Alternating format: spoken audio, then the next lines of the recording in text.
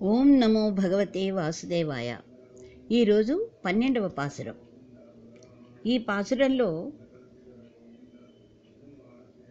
ఎల్లవేళలా రాముని విడువని లక్ష్మణస్వామి వలె శ్రీకృష్ణుని ఎడబాయకుండా నిరంతరం కృష్ణానుభవాన్నే కోరుకునే తపనలో తమ స్వధర్మాన్ని కూడా త్రోసిపుచ్చే ఒక గోపాలుని యొక్క చెల్లెలిని మేలుకొలుపుతున్నారు. అనగా ఈ గోకులంలో గోపాలురు కానీ గోపికలు కానీ కృష్ణ సేవలో అంతరాయం కలగనంత వరకే తమ స్వధర్మాలని ఆచరిస్తారట. అనగా ఆ కృష్ణ సేవకే ఈ స్వధర్మాలు అడ్డు వచ్చినట్లయితే స్వధర్మాలను కూడా త్యజించి కృష్ణ సేవకితే అంకితమయ్యే ధన్యజీవులు ఈ గోకులం వారు. ఈ గోపిక కూడా ఇట్లే ఇటువంటి సంపద కలిగినదే, భావ సంపద కలిగినదే. ఈమె శ్రీకృష్ణ మంత్రాన్ని నిరంతరం జపించడమే ఈ జన్మ సార్థక మంత్రం అని అనుకుంటుంది. కాబట్టి ఈ మంత్రజపం తైలధార వలెను నదీ ప్రవాహంగాను మననం సాగిపోవాలని ఆండాళ్ళు తల్లి ఈ పాసురంలో వివరిస్తారు.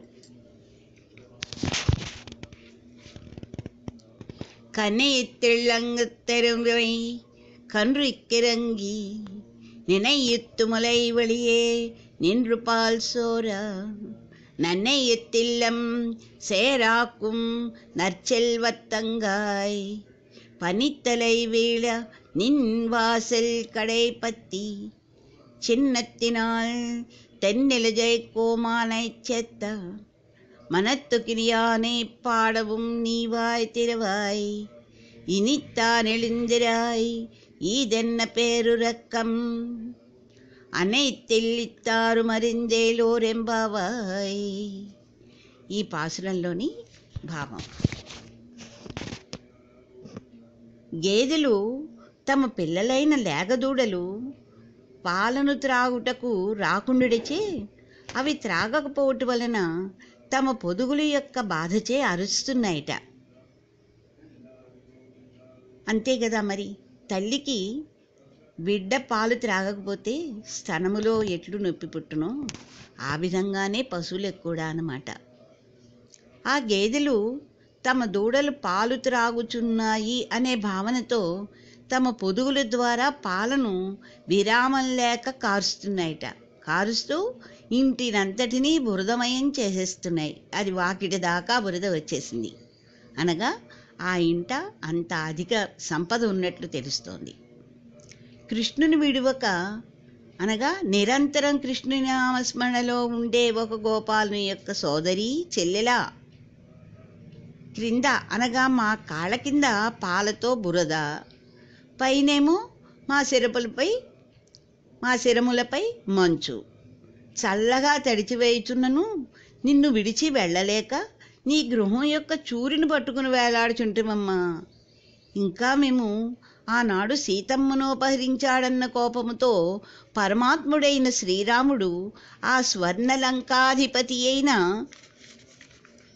10 తలల రావణుని మట్టుబెట్టిన అనగా సంహరించిన వాని అంటే ఎవరు? రాముని యొక్క గుణగుణాలను స్తుతిస్తున్నాము, కీర్తిస్తున్నాం, పాడుతున్నాం. మేమింత చేయుచున్నను నూరైనా మెదపేటి తల్లి, ఇది ఏమి మొద్దు నిద్రమ్మా? నీ గొప్పతనాన్ని మేము మెరిగితలేమమ్మా. నీ మొద్దు నిద్ర విషయమంతా తెలిసిపోయిందిలే మాకు. ఇక ఆ మొద్దు నిద్ర చాలించి మేలుకో, అనగా నీ ధ్యాన స్థితి నుంచి మేలుకో. మా గోష్ఠిలో చేరి వ్రతాన్ని పూర్తి చేయడానికి సహాయపడు అంటూ 7వ గోపికను ఆండాళ్ళు తల్లి లేపుతున్నారు. ఈ పాసురంలో ఒక గూఢార్థం ఉంది. ఇక్కడ 3 ధారలు అని చెప్తున్నారు. ఇందులో ఏంటంటే 3 రకాలైనటువంటి ధారలతో తడిసిపోతున్నాం అని చెప్తున్నారు.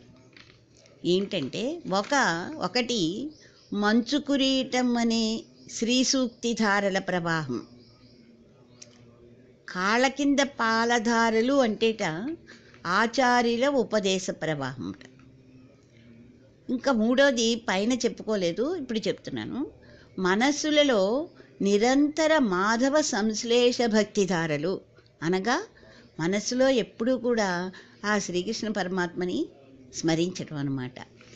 ఈ 3 ధారలతో విచ్ఛిన్నంగా పొంగి పొరలుతున్నా తడిసి తడిసి కూడా నిన్ను మా గోష్ఠిలో చేర్చుకునుడికై నీ వాకిడ గుమ్మాన్ని పట్టుకుని నిలబడి ఉన్నామమ్మా అని ఆ గోపికతోటి అంటున్నారు ఆండాళ్ళ తల్లి. ఇందులో ఇది దీని యొక్క భావం.